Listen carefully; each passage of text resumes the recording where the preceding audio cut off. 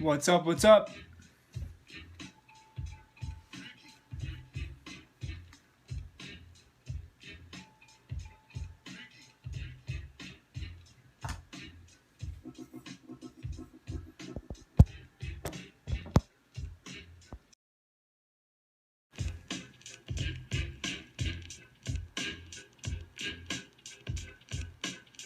What's up, guys?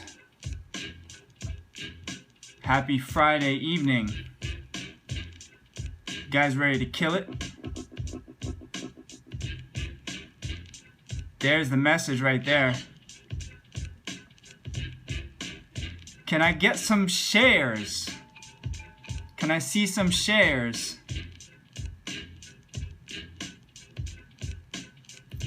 There it is.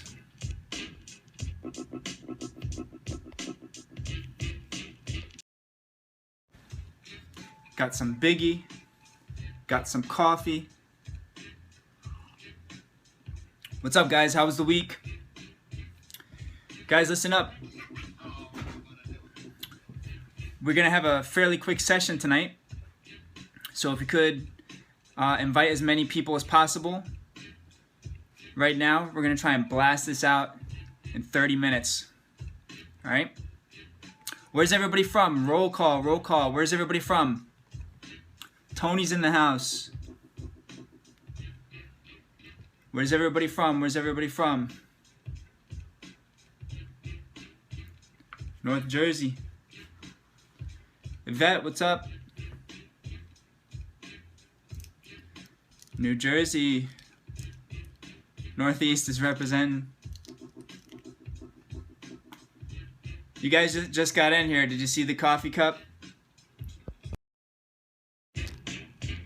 Boom. Boom. Let's get some shares. Let's get some hearts. Proceed as if success is inevitable. Right? That's what it's about right there. Alright, so listen up. Tonight, what we're going to go over is developing revenue models and enhancing your revenue model. So, first things first, if this is your first time on here, my name is Jay Salvati. Ralph, what's up? Quick intro, I'm a technology entrepreneur. Also do consulting to finance companies and technology companies in the tri-state area. That's New York, New Jersey, and Connecticut. I am also the founder and CEO of the Fit Businessman brand. What's up, guys? Lots of new faces in here. Tony, what's up? Awesome. These are the hustlers, man. Friday night, and people are hopping on to get knowledge. That's what it's about. What's up? Taste Twist, what's up? Tony, what up? Guys, thanks for joining. It's gonna be a talk tonight, guys. It's gonna be a talk tonight. So get your pen and pad out. Pen and pad out. We're gonna get hyped up. Let's see.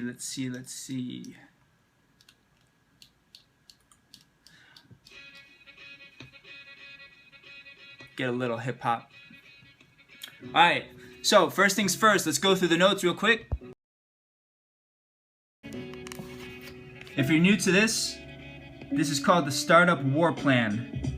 This is session 5 of 8. We're going to talk about revenue model or models enhancement. Okay, this is where it's at, guys. If you've missed what we've been going over, our first session was on the business model canvas. The second session was on the competitive advantage, finding a competitive advantage in your business or startup idea. Third session was about market size. Fourth session was about service and product offering. Okay? If you missed these, awesome. Did someone hashtag catch?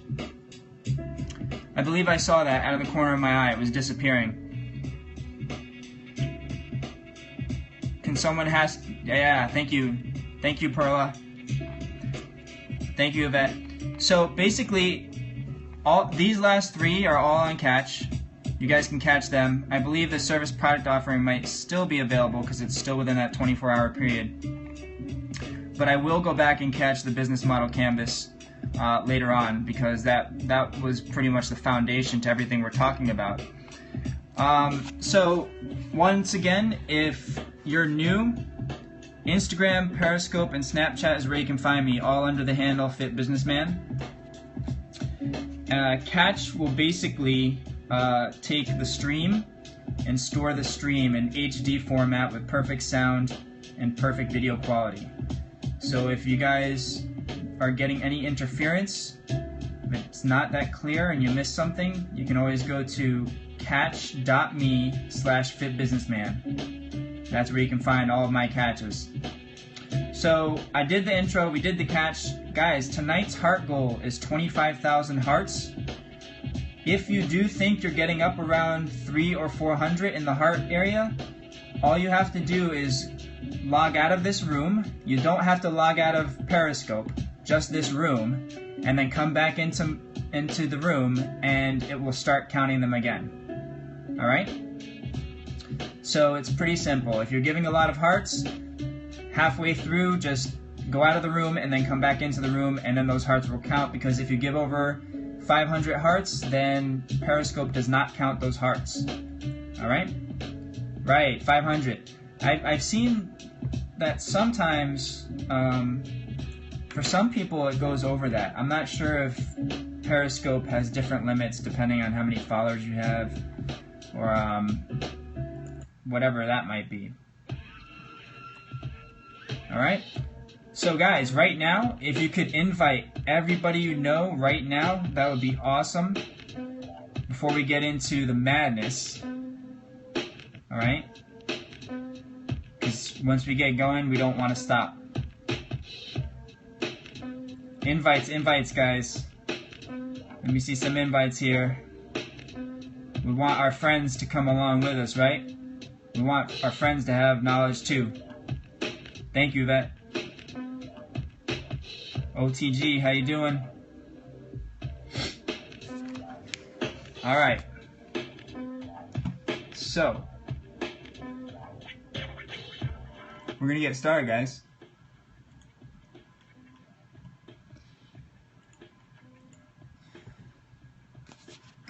So wait, where can I watch the first 4 sessions? Catch.me/fitbusinessman, but don't go now, because what you're about to watch is going to be a lot better.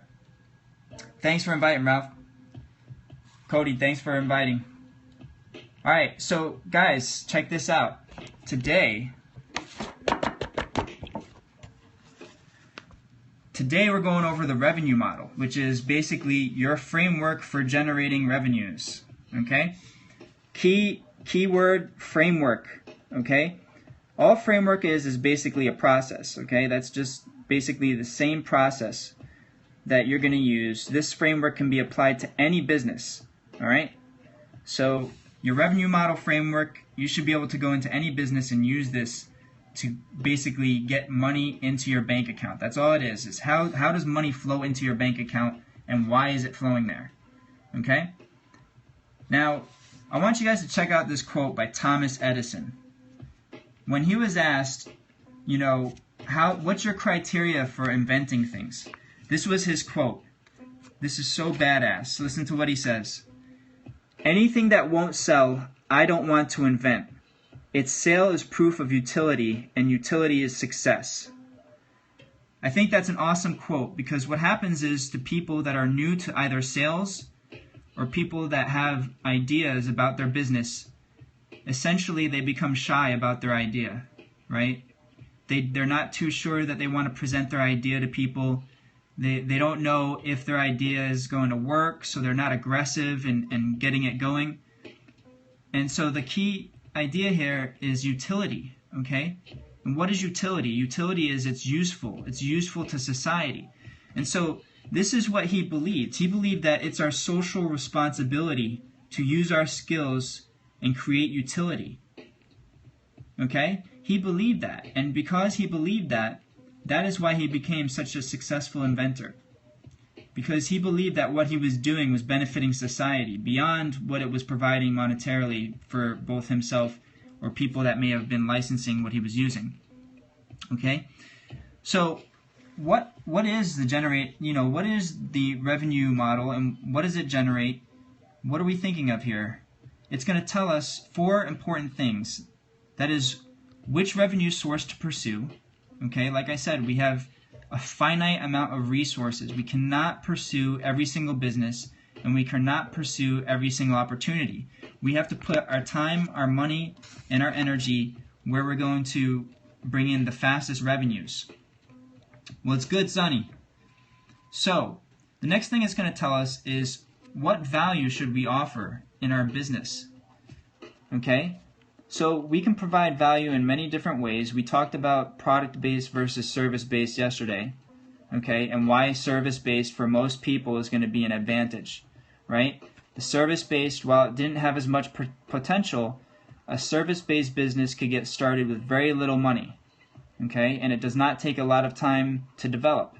So quick revenues were to be had if you start a service-based business as opposed to a product-based business. All right, so that was just one strategy we went over yesterday. Another thing it's going to tell us is how do we price our value. Okay, that's one thing that people don't talk about, is how do you discover your price. Well, does the market make your price? If you have a lot of competitors, chances are the market is going to make your price. You're not going to have a lot of leeway in that if you have a lot of competitors. All right? So if I'm offering a luxury car and it's a 4-door sedan, chances are there's going to be upper value and a lower value, and I can go somewhere in between those two values. But if I make it too cheap, people will think my car is a cheap car, even though it may be high quality. If I make it too expensive, people may say, hey, I can get the same exact thing for a little bit cheaper, so I'm not going to buy your product at all. Right? So we need to know how to price what we're giving. Sonny, thanks for the invite. Next, who pays for the value? Who's actually going to be paying for what we're providing? All right? And these are all the things that our revenue model tells us. This is so important to business that without this one key, you can never be presenting anything that you think of in terms of a business idea to other people. The first thing that you want to start thinking about before you think about advertising your business, before you think about even incorporating with an LLC, before you think about protecting your ideas, whether it's intellectual property or otherwise, you have to know what your revenue model is. Okay? And we're going to go over the types of revenue models now. We're going to fly through these guys because I want to make this just brute force, okay? Brute force. Our first revenue model is an advertising model. And basically all that is selling ad space on your product or service. This could be a blog, all right? This could be a magazine. It could be a newspaper. It could be the side of your apartment building in New York City. It could be an airplane that flies through the air, and you're advertising on the back of it because it's pulling some type of fabric that has an ad on it, right? So that would be an advertising model right there. What's up, Ocean Sky Jokes? Thanks for joining. So next we have a commission model. And real quick, before I go through the rest of them, let me just tell everybody else. Guys, what we're doing is we're going over what I call the Startup Warplan. Okay, this is session 5 out of 8. You can catch the previous 4 sessions on my Catch account. That's catch.me/fitbusinessman. And today we're covering revenue model enhancement, or revenue models enhancement if you've already got a business that has a single or at least two revenue models. We're going to try and expand that, all right? So we covered utility, we covered why the revenue model is important and what it tells us. Now we're into examples of revenue models and the types of revenue models. So the next one is a commission. And basically all that is we're charging a fee for transaction mediation. Yes, I'll show you the link after, okay? I'm going to show you that link after. For now, I want you guys to pay attention to this because if I switch, then people will get distracted. So basically the commission model, what's the commission model? I see a lot of you guys in here are from Ocean Sky, right? commission model is basically almost like trading companies. The brokerage, why do you think they charge commissions, right? Their transaction fees, whether it's for Forex, okay? If it's for currency or equities or options, they're charging a fee just to mediate that transaction. That is their business model, okay? People don't realize that. I mean, each brokerage usually does have people that trade for the brokerage, but they're going to be in a market-making capacity. They're not going to be trading necessarily for speculation, okay? Even though it is slightly speculative, they have a plan when it comes to mediating those transactions. And their whole thing is to make sure that the transactions from customers and their clients can go through. It has nothing to do with the speculation for profit. So it's a different revenue model. These guys that are the owners of the brokerage and the market makers that are trading for the brokerage are not necessarily doing it to speculate and make money off the speculation.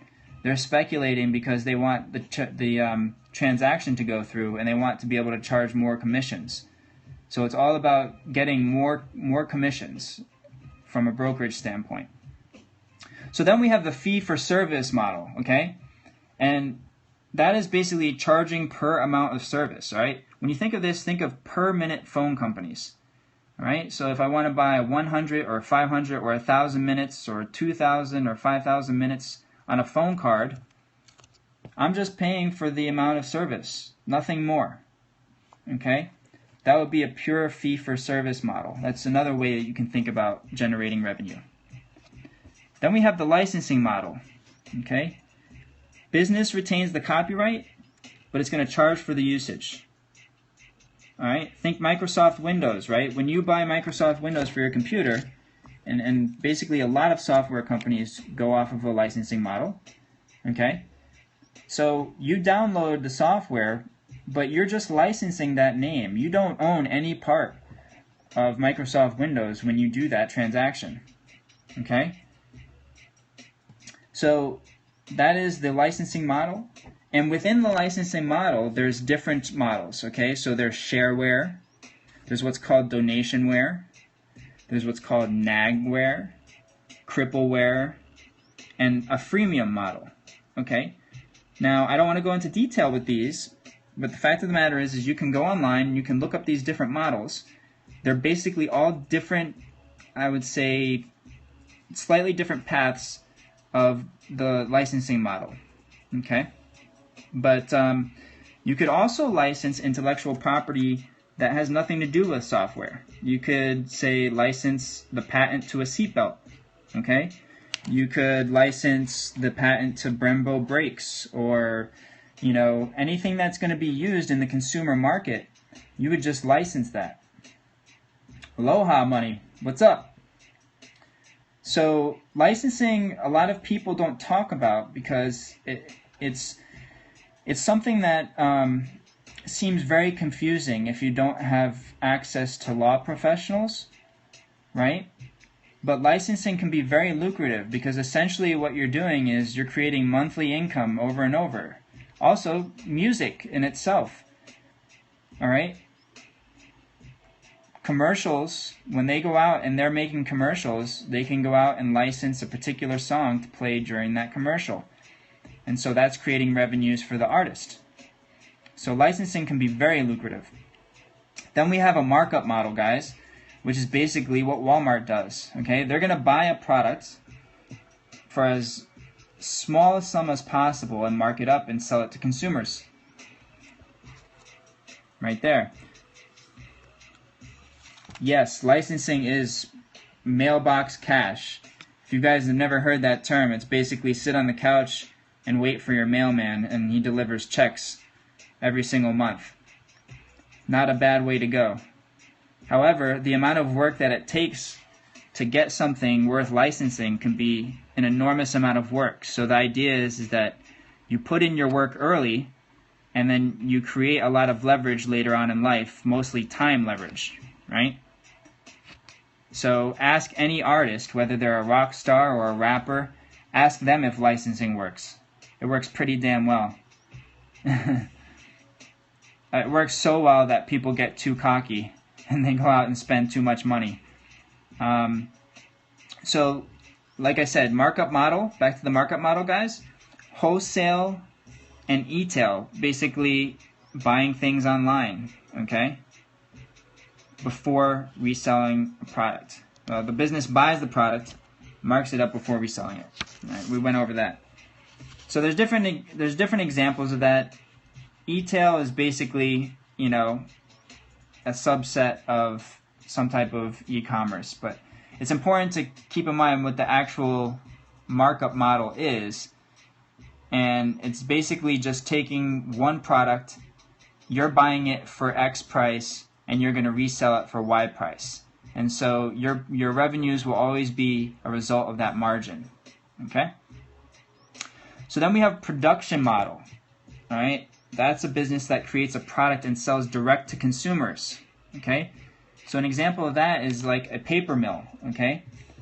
A paper mill is going to either sell directly to consumers that are businesses, or you could sell directly to Staples or anybody else, right? So they're selling direct. Yes, all of these will be on my Catch. Catch.me. Thank you, Yvette. Catch.me/fitbusinessman. Yes, Cody, the first video I'm going to actually redo because for some reason I hit Catch in the description and it did not take for some reason. I think my Android phone, Catch does not work on my Android phone when I put it into the title for some reason. So then next, guys, a subscription model, okay, where a business provides a product or service to the customer, but here's the key. The customer pays at contract periods. I don't know why that went blurry. So they're going to pay at contracted periods. All right, think of this. A subscription model can be considered a lot of things, right? It could be a subscription to a magazine. It could be something like a subscription to your phone service, where it's a monthly fee. It's the same monthly fee regardless of how much service you actually use. Now, if you notice, telephone companies actually have a hybrid model, right? So what are they doing? They're doing a combination of subscription and fee for service. Thanks, Cody. I put in a good amount of time to prepare each of these for you guys, so I hope you're getting a lot out of it. So a phone company is going to have a hybrid of a subscription model and the fee for service model, right? So basically, you can get 500 minutes of phone time, but then after you go over 500, they're going to charge a fee based on how much service you use over that.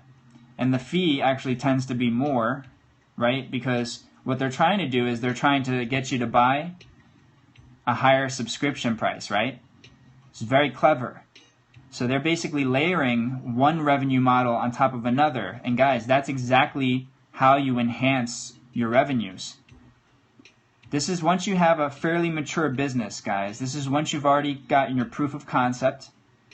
All right, this is after you've already started generating revenues and you have a customer relationship with quite a few customers. Then you start coming out with other revenue sources to help them, right? So then lastly, guys, is the e-commerce model, which is basically the implementation of any of what we just talked about just online. Okay, so e-commerce could just be any of these or all of these put together and just online. What proof of concept is. Sure, Ocean Sky Jokes. You're going to want to see, when I redo the first scope, we talked about what's called the business model canvas. And the website for that is canvanizer.com. I'm going to actually, that is such a good source for entrepreneurs and people with startup ideas or any business idea that I'm going to actually, it didn't catch the first time, so I'm going to do it again and I'm going to make sure that we catch it on my catch.me account. All right, guys, please, lots of hearts.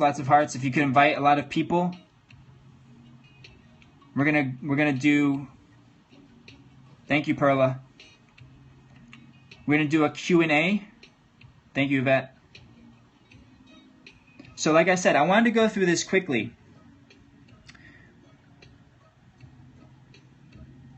All right, so we could kind of see why this is important, right? If you have no business idea, but you just have an idea for a revenue model, you can actually reverse engineer your business. Your entire business idea can just be based from the revenue model. So if you know that, you see, here's the thing, guys. Subscription models tend to be very lucrative. Subscription and licensing models, because why? They develop a very steady stream of income. Now, why is that important? That's important. What is this, like jazz music in the background? That's important because when you have licensing and subscription models, you can do what's called forward forecasting of revenues. Okay? And what you can do from that is you can actually get other businesses and investors to give you loans up front because you have forward projections of those incomes. Okay? And they can actually give you more money because of that. Thanks, money. Yeah, that's why I'm trying to get a lot of people on these scopes, you know? Because I see a lot of people. The reason why I'm doing these scopes, guys, is because I saw so many people asking these very basic questions, you know, on Sean's scopes and Agent Steven's scopes and Andy's scopes. I watch all those guys. Unfortunately, I don't know them all personally. I want to definitely get to know them all personally. But, yeah, kept it to yourself for this. You know, the crazy thing is that all this information is available online for free. You could probably spend, I don't know, each one of these, for someone that doesn't know them, it might take you a day to 2 days to actually just find the information. Yeah, I don't need to know them, but I think they're pretty cool guys. Anyways, guys, what I wanted to talk about was the layering effect. So when you can layer anything on top of a subscription model or a licensing model, that is where you can get some really, really fast business growth. Okay? Now that fast business growth occurs for two reasons.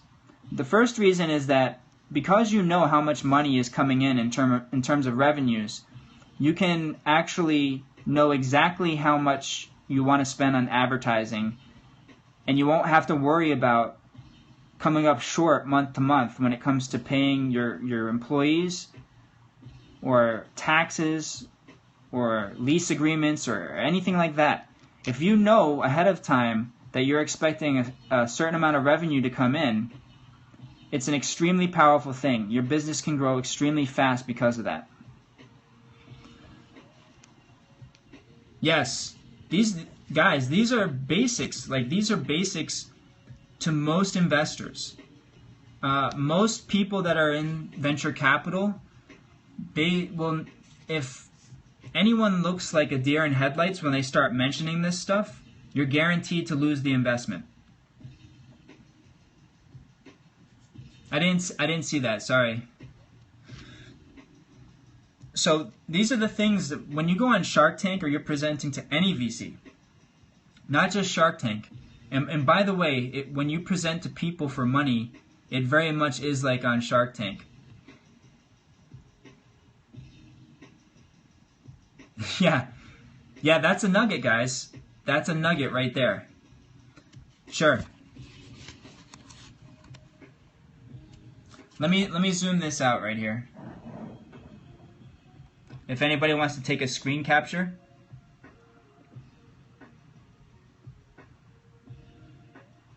What do I know about Alibaba? Yeah, a lot of people do not get this stuff.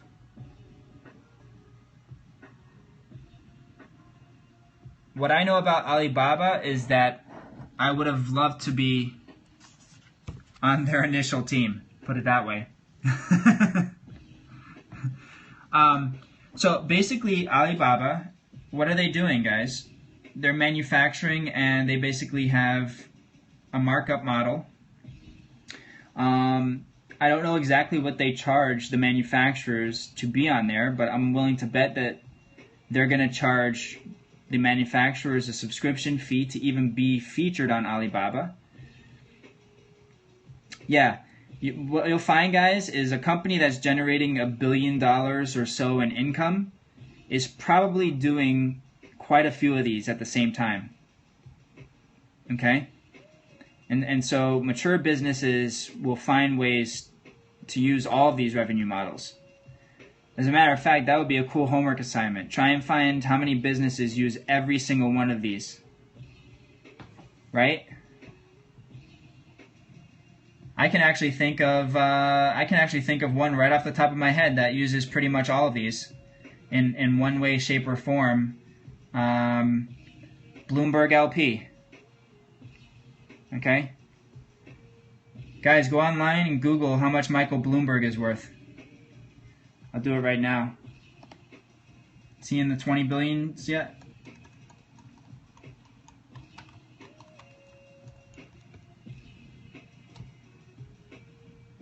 Amazon, yes.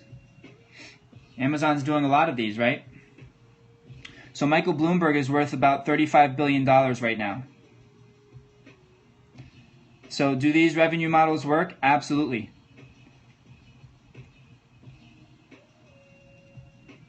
So I could use a watch from Alibaba. Yeah, Jason Stone talked about that the other day. So what are you doing there, right? That would be an example of a markup model. All right, so if you did it online, that would be considered e-tail, right? You'd be buying the product at a lower price than you're selling it, so you're going to be making a margin for each watch sold. So that margin right there would be considered your revenues, but that's gross revenues, right? That's not net revenues. So now you got to determine how much advertising is going to eat away from that. But the fact of the matter is, guys, you don't want to charge. Well, here's the thing. Let me just say something really quick. I'm gonna switch this around. What's up? So, guys, you don't want to choose a revenue model. There's a catch-22. Okay. If you choose a revenue model that is very simple to copy, you're not going to have a competitive advantage. Right. You could drop ship things. You could use that markup revenue model with pretty much anything. A lot of import-export businesses, that's pretty much what they do. They have a markup. They're doing a few things, actually. They're probably doing shipping logistics, right? So they're going to try and arbitrage the shipping rates with whatever they're shipping into ports. They're going to also provide a markup feature to their business, because whatever they're importing, they're going to try and mark it up. My iPhone's dimming. What else? What else are they going to do? They're going to try and find as many revenue sources within their industry as possible. That's what successful businesses do.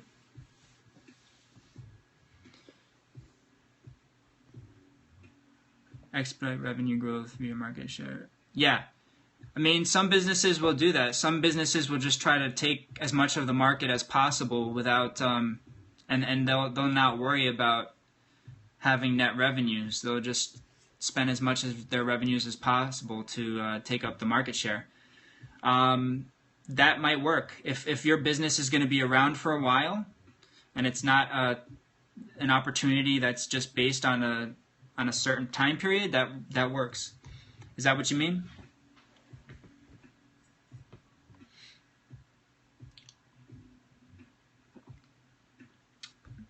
No? Explain. I might have got that wrong.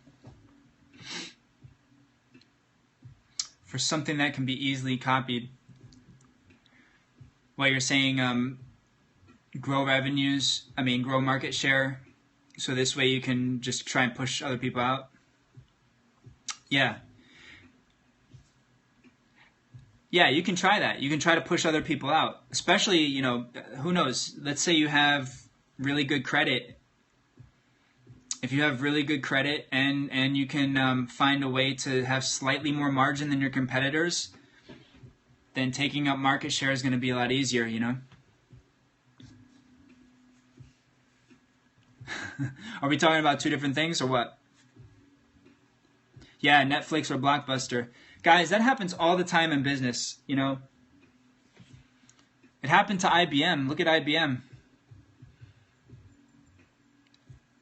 I've had clients that worked for IBM, and they said that the executive board at IBM were making, some of these guys were making tens of millions of dollars, right? They're on the executive board, but they don't want to change. They didn't want to take the risk of changing.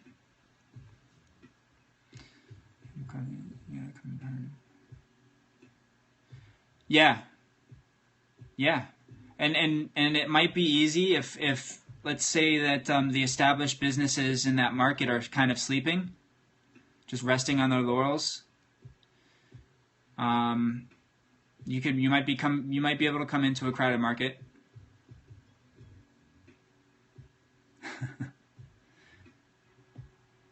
What's up, Prestige?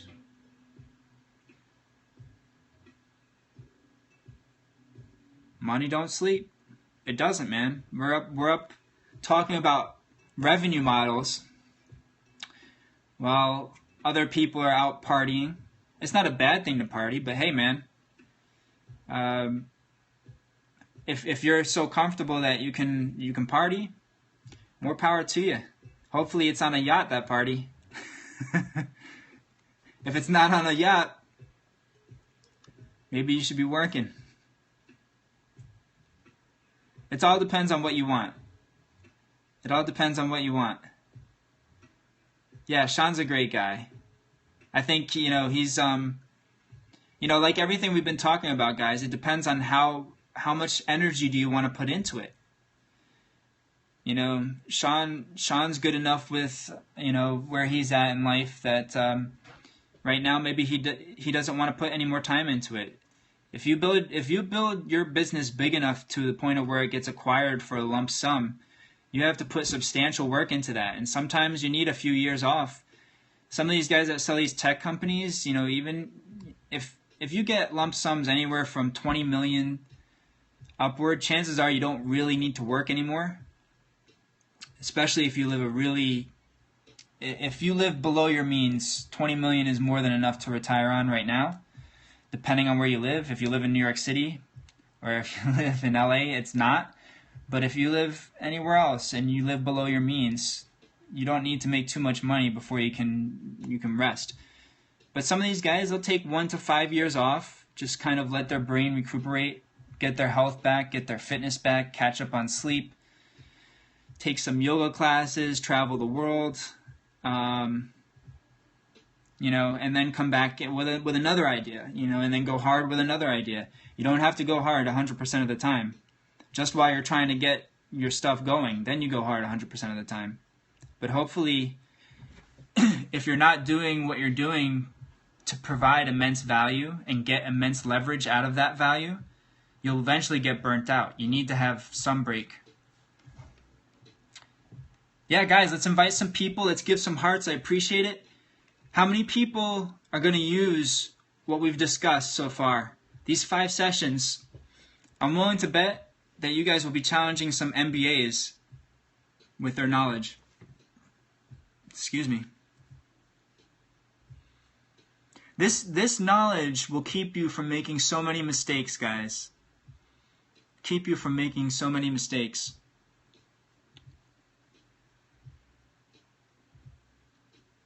And let me tell you guys this, right? So I do consulting for financial companies. And do you know what the number one thing that these companies are spending money on right now? Take a guess. What's the number one thing? I'm talking the largest financial companies in the world. Banks, hedge funds, funds of funds. What's the number one thing that they're spending money on right now?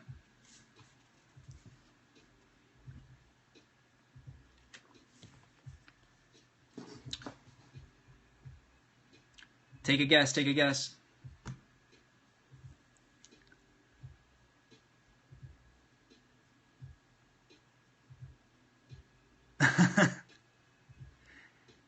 Yeah, you have to believe in karma. You have to believe it'll eventually come back to you, right?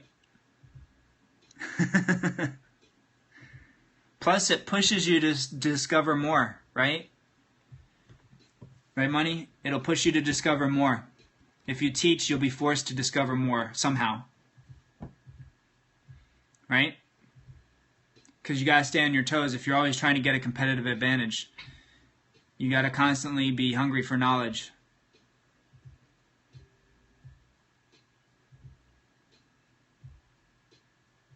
Guys, where's the hearts at? Let me check where the heart goal is. Man, Friday night is not a good night to be on Periscope, right? Not unless I'm in a club, I guess.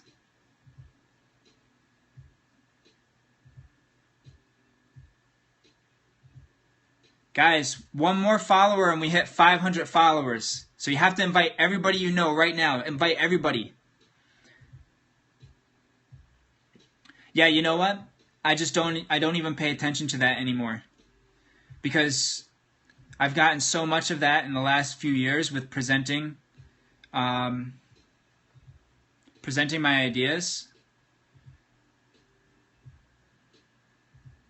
Jonas Martinez. I'm sorry, I don't know who that is. Guys, we're at 37,000 hearts.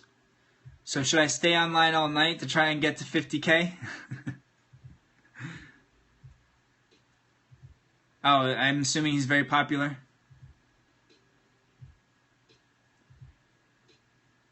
I don't know. I think we actually went up a little bit. Let's invite, he's just cool. Cool. Let's share this, guys. Let's invite some people right now.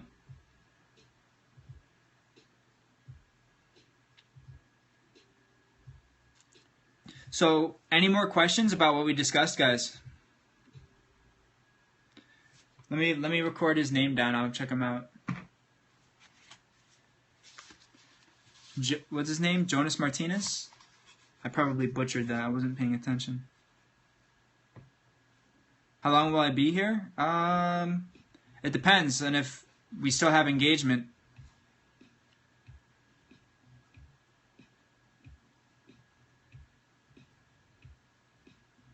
I'll look him up. Thanks, money. Okay, cool. I'll be here. Very cool, very cool. So yeah, that's basically it, guys. Who's hopped on Canvanizer in the last couple of days? Does everybody in this room have Canvanizer? You have your business model canvas set up or what?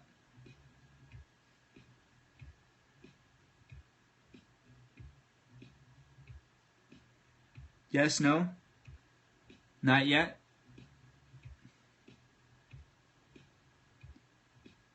It's free, Yvette. It's free. Make sure you hop on there. It's basically going to be like a vision board for your business idea. Not yet, but on the list for the weekend. Cool, Perla. So Jonas Martinez. All right. Got it. Thanks, money. Yeah, it's totally free. It's very easy. It's about as easy as creating an email account. And basically, what you do, Yvette, did you see the first? I know you can't see it right now, so if you didn't see it when I first gave it, then it's already gone. It's long gone. That's why I'll make another cast about that. Ah, okay. So then I'll definitely have to do another cast because it seems like catch is going to be absolutely necessary. What's this, Forex? No, basically what we're doing, check this out. We're going through an 8-part series entitled The Startup Warplan. So basically, if you have any startup idea in any industry, in any market, we're providing a framework for you to execute your idea and bring it to reality. Okay, so tonight we went over revenue model enhancement, and these were our first 4 sessions. We went over a business model canvas, which is basically a business plan hack, how you can hack your business plan in one day. We discussed competitive advantage and how to find a competitive advantage, and why that's important. Yes, these are uploaded to my catch. I'll show you that URL in a second. Then we went over a market size, okay, and why it's important to define your market size before you even start your business. Define how big you want to scale. Then we discussed yesterday service or product offering. And like I said, today was revenue model enhancement. And we'll be doing this every night, 10:30 p.m. Eastern Time, like clockwork. All right? Let me show you guys the catch. Let me show you my catch URL, guys.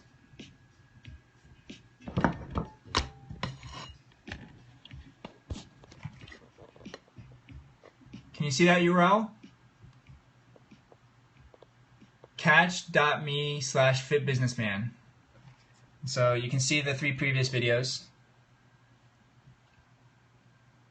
And then about 2 minutes after we stop this one, this will be on there about 2 minutes after we stop.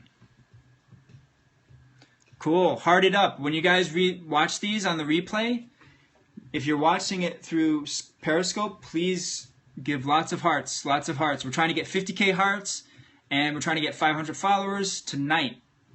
Tonight.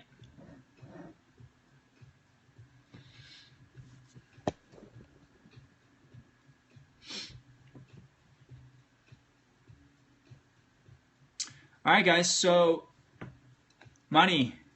I'm going to check out that guy, like you said.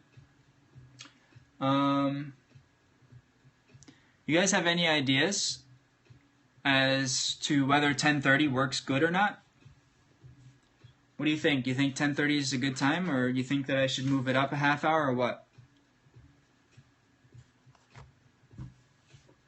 Hearts, hearts, hearts. Okay, Perla.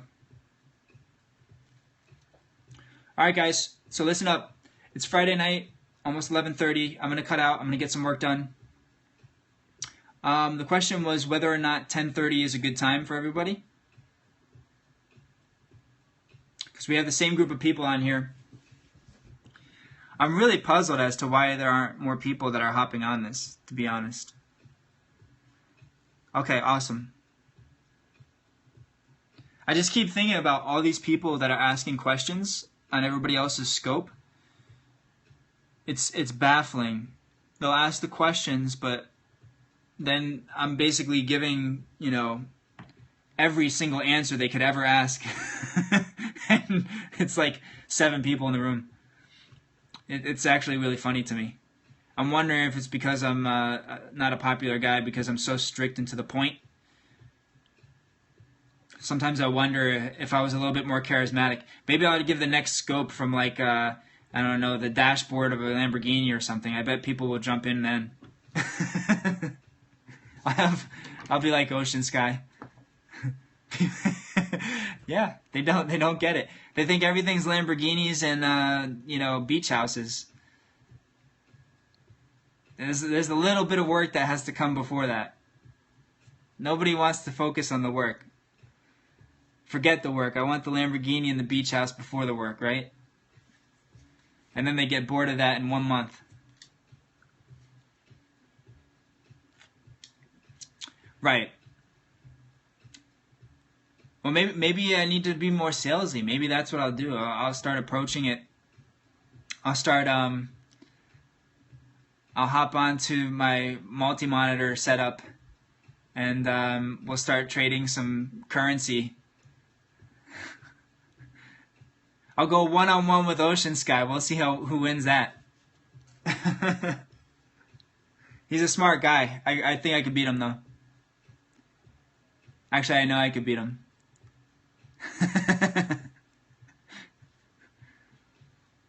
He doesn't want to take on an algorithm designer. That's not a good thing. You don't want to take on an algorithm designer in trading.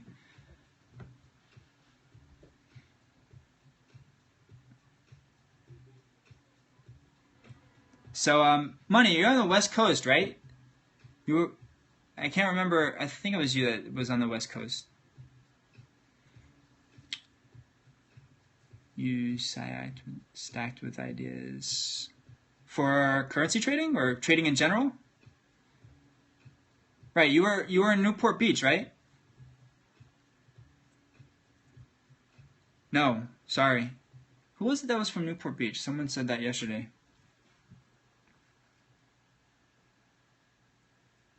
Oh, tech ideas. Oh, you are from Newport Beach. Yeah, I thought it was you.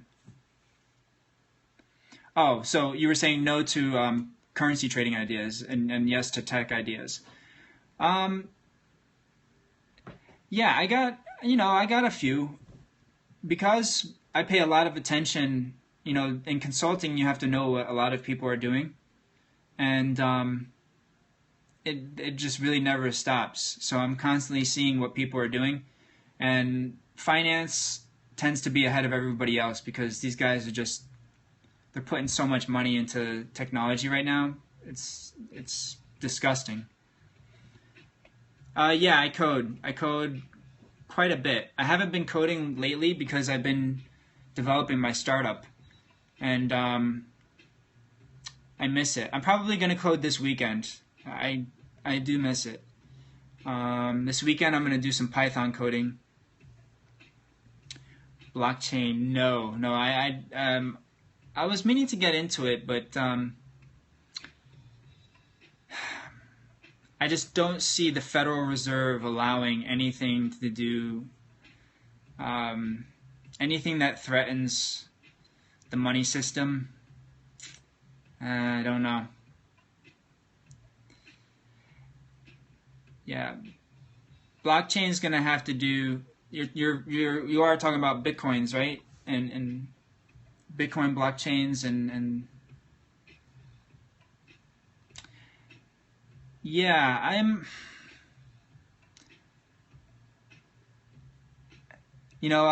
will be honest with this, right? If they want it to happen, it will happen. Here's the thing, though. Um, right. Well, here's the thing, though, Money. Hollywood, like, I forgot how much they make cumulatively. All right. What do you mean, no? No, with what? Decentralized. Yeah, but the problem is that it threatens too many. It threatens too many banks, right? So the banks have a lot more money to throw against this or for it than Hollywood. Yeah, it won't be about regulation. They'll just pull the plug. I think a lot of people don't understand how powerful banks are. You got to understand that they've worked for 100 years to put in the Federal Reserve System. Yo, Zadok. I got some beats in the background right now, Zadok. Are you a beat maker? That's cool. Yeah, it's Bitcoin is like one of those things, man. It's extremely difficult to understand who actually has control.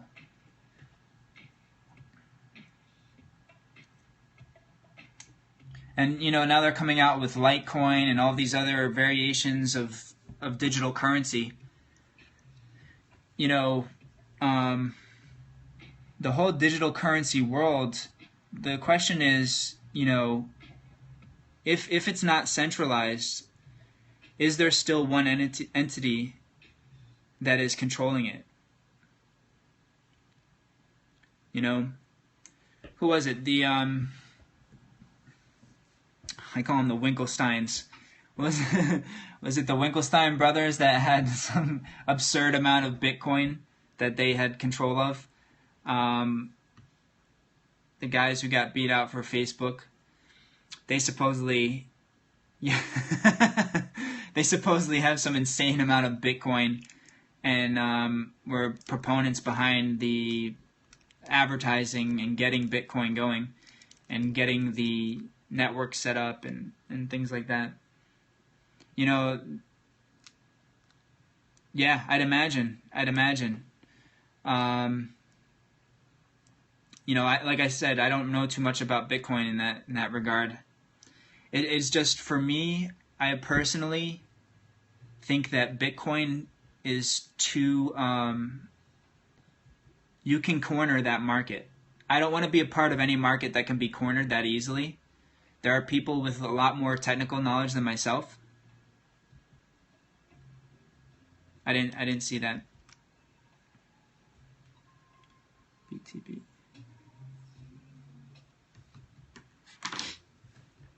I don't know if that makes sense.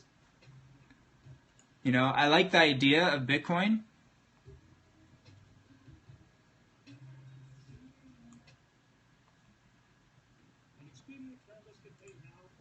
I like the idea of it, but if it's something that can be, you know, controlled by someone with superior technical knowledge, like the first few people in Bitcoin are doing insanely well, right?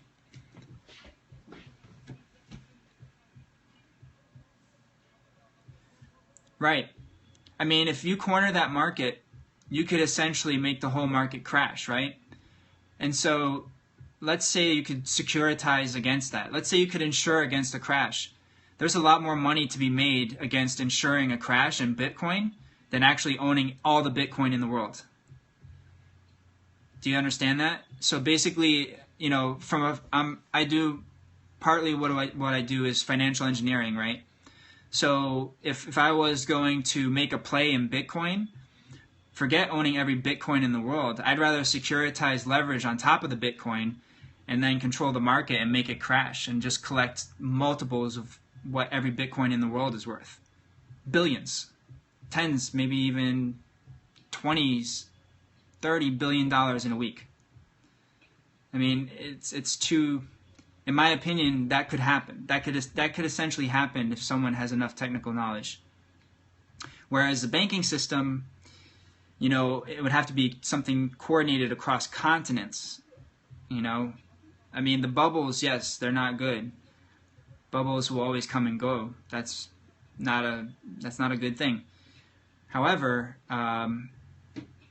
you know, would I want only a few people making the choice of how currency is dictated in a digital market? The people that have the bulk of the technical information are always going to be controlling the most money in that case. Which technically means that if you are one of the first into Bitcoin, then you pretty much will own all there is to own. I don't know, that's my perspective. It gets a little tricky. Currencies are, in the monetary system itself, there's no perfect answer to it. Money, you still here, man?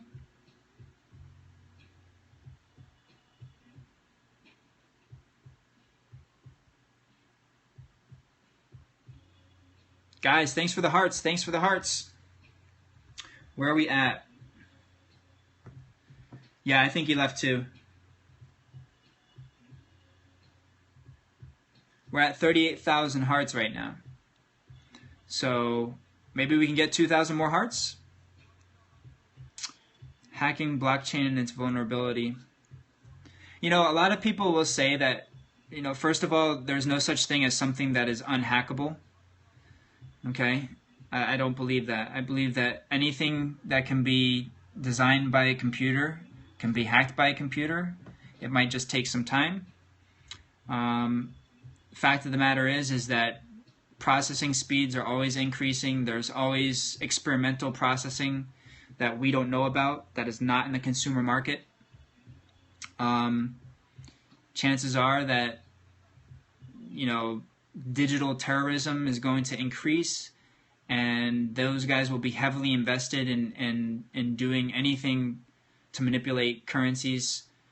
And fact of the matter is that a Bitcoin crash has already happened. And that crash moved so much in one day, man. There's no currency move that can happen that quickly across the world because people will basically balance things out. In a financial market, if a currency dips, there's always going to be people that rush in and buy it. Whereas something new like Bitcoin, if something like that crashes 80% in a day, everybody else, is going to stay away from it. Who wants to get involved in a new currency that's risky that can drop 80% in one day or 70% in one day, right? That could potentially happen many times with Bitcoin, and it could raise in this, Yeah, I'm not sure. That's the common knowledge, is that it was related to Silk Road. I'm not sure that it was. I don't believe anything that the news says. So,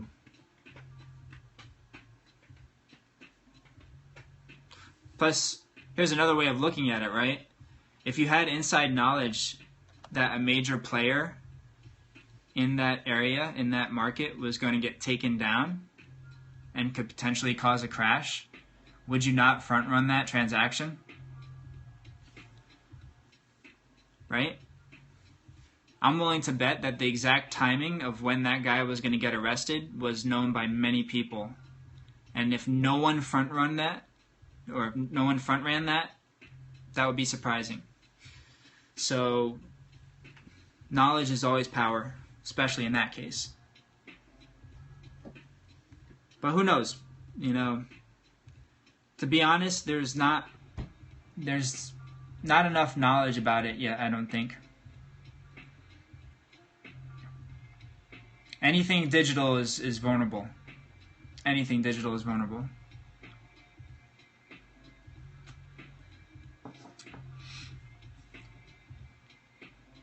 Especially when it's 100% digital. Blab I am. Let me check it out.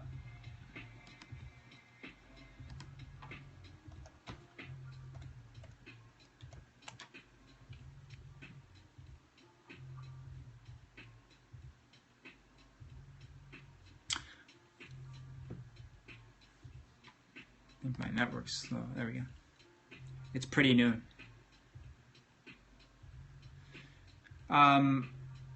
Inside TikTok. Oh, cool. This looks cool. I'll definitely check it out.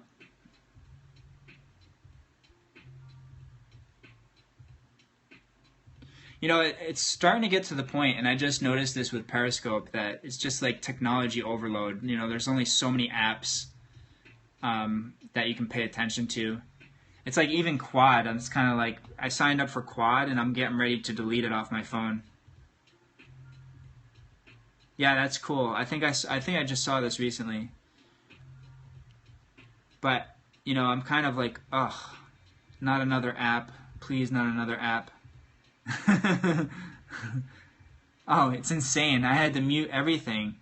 It's just, there's no person in their right mind that could even track, 5% of what's going on there. Yeah. It's such an overload. It's such a mental overload. And I have to think that somehow, people are gonna just, and it drains your battery like crazy too. Zadik, that's exactly right. Every single time, especially if the volume is on and you have the vibration on, Quad will drain your phone in like 2 hours if you have the vibration on, because every single time it vibrates, it's just sucking juice. And plus the screen lights up. So every time the screen lights up, it's draining your battery like crazy. And then the thing that I hate about Quad is that when you open your phone, you have to get past their freaking widget, and it doesn't work well. Like, I keep tapping the widget and it won't go away. I keep tapping the X and it won't go away, so it takes me like 10 seconds longer to log into my phone. It's starting to piss me off.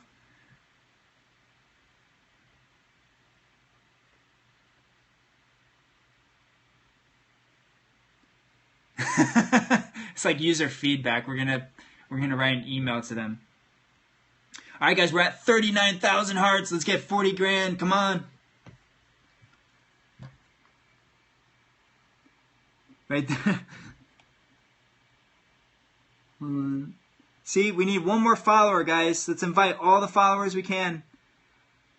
Ocean Sky just went live, but we're going to dismiss that because he's talking about pineapples. I don't know why. Got you those two. Yeah, the wind is annoying. All right, Zadok, thanks for hopping on, man. Appreciate it. Appreciate it big time, big time. Tomorrow night, 10:30 p.m. Eastern Time, we're going to do it again. We're going to have another topic. We're going to keep knocking them out. Yeah, I don't even know what that is, and I'm too busy to even want to Google it right now.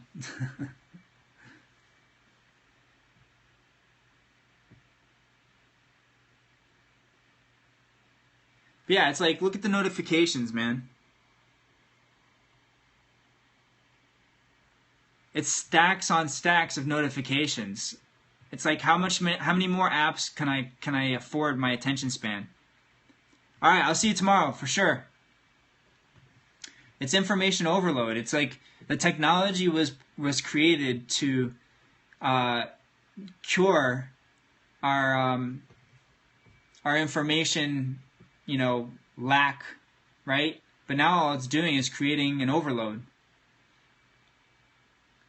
And we're having trouble concentrating because of technology. I was reading a statistic yesterday, or the day before yesterday, that said that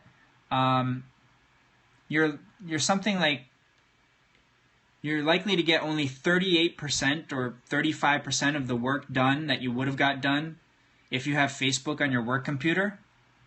So basically, like 65, your work capacity is cut by like 65% just by having Facebook.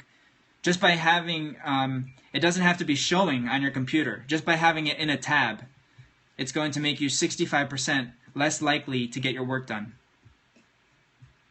Right? I mean, I haven't hopped on Facebook in like 2.5 months, 3 months, to be honest.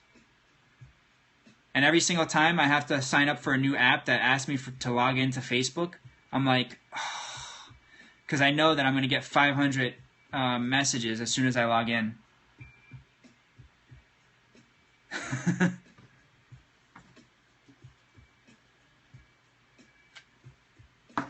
Alrighty, so cool. Did we get 500? 40K? I think we're almost there. Yeah, we got 40K. 40K. Double thumbs up. Yay. I mean, the milestone that I was trying to hit was 50K, but I mean, it's a Friday night, 10 people in here. We got to start getting 50 people in here if we're going to start hitting some crazy numbers. I'll have to get something planned. These are like very serious, very intellectual discussions. This is not fun time when I hop on here, so I need to balance that out. I'm going to actually start doing some fun stuff with you guys. I'll actually start doing some fun stuff with you guys, right? Can't be all serious. We got to get something that's a little bit more fun in, besides just strict technology talk and stuff that's very geared to strategy. I mean, that's the stuff that gives the most value, but I also want to give some value in entertainment. So this way people can relax, including myself. It takes time to prep all these notes, I mean, look at how many notes. Can you see how thick that is? It took me, honestly, 3 weeks to prepare all the stuff I'm presenting to you guys. Yeah, it wasn't easy. But I wanted to hit a home run. I wanted to have tremendous value from the gate. I think what I should have done is the other way around. Maybe I'll take a break after this and do more entertainment stuff. and then go back to more serious stuff. What's up? Tanish, I think that's how you pronounce. I see you on the group all the time on whatchamacallit. I was just talking about it and I already forgot the name. On Quad. Right? Yeah. We were just discussing how Quad is annoying as hell. We were just discussing how Quad eats your battery alive.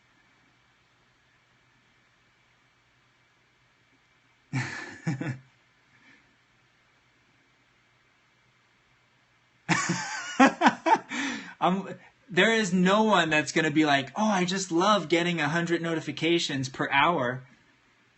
It's insane. They got to figure out something for that. And I don't know what the solution is, but you know, turning off notifications is not good either. Right? They need to come up with like a rating system maybe. Like certain people's notifications can get through. If they give a certain comment and people upvote it, then their notification is more likely to get through. That would be something. I mean, because if every single person's notification comes through, it's not working. Yeah, I mean, if I'm only a member of like 3 or 4 groups on Quad, and already my phone is just, you can't even operate it, especially when it's like 5 or 6 p.m. at night once everybody gets off work. Like Limitless, there's 63 notifications that just came from Limitless since I've been on this scope. I don't know what they're talking about. Hopefully it's useful.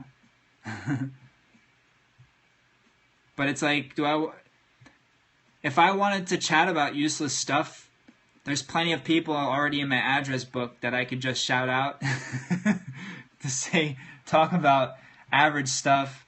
You know, hopefully people are getting, you know, saving the quality in those Quad groups and talking about stuff that's actually helping people.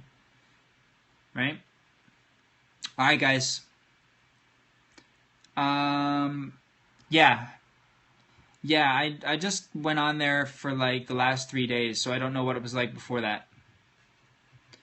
That's good. If you're getting value from it, that's what you need. You know, anything that you get value from is taking a step forward. You just got to find the most efficient way to do it. I'm not sure that those notifications make it efficient, you know.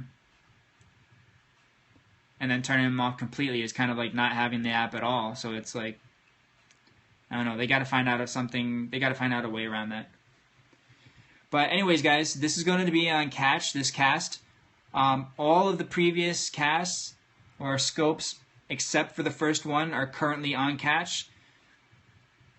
No, I would not know that. I believe you can. I'm not sure. I think it depends on what... Let me see. Yeah, you can change your username on Android. I don't know about Apple. Even though I'm casting from an Apple right here, I'm too afraid to mess with it. Because I honestly don't want to change my username. So I wouldn't even try that. 10-ish. I'm pretty sure that you can.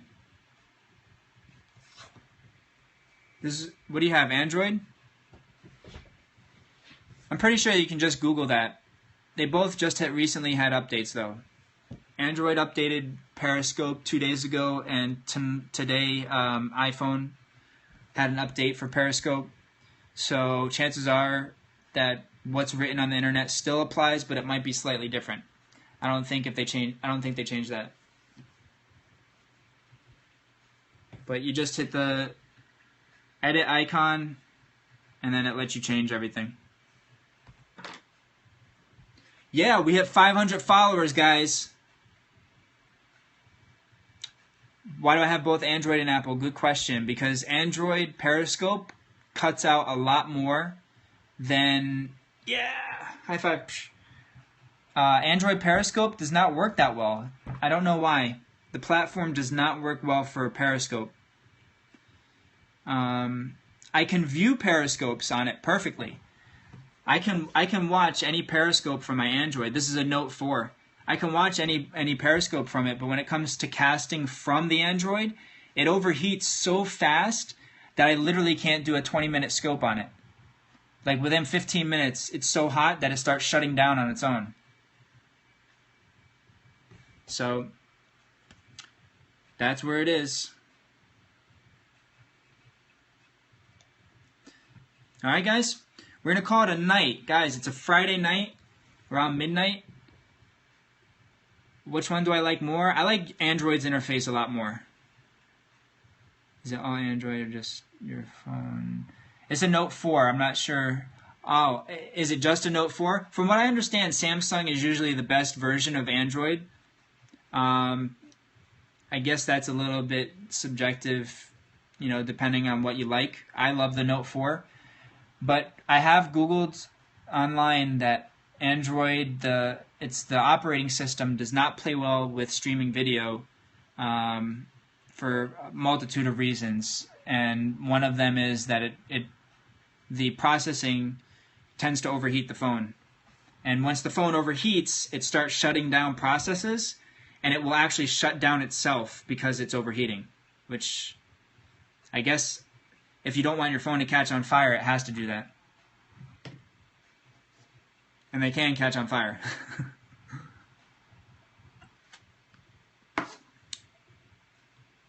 Yeah. Hopefully the technology will advance to where the processor can handle a lot more speed when it comes to streaming. That will happen in the next 2 years, undoubtedly. And, you know, this technology is very new. This technology is very, very new. Big companies don't know how to use it. The phones can't take it. The networks can't take it.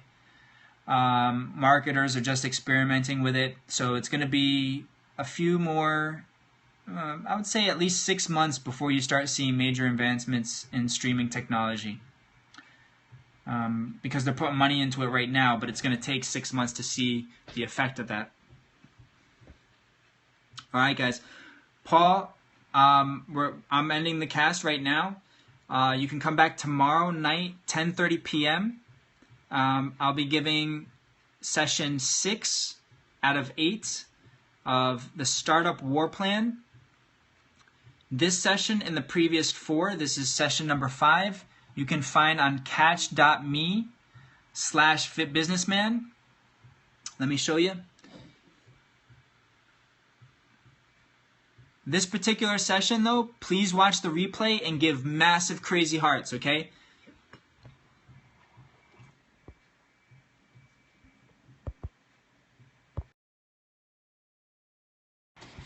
It's hard to flip.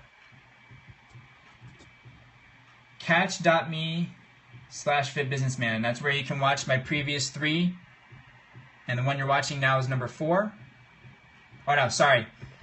The one you're watching now is number 5.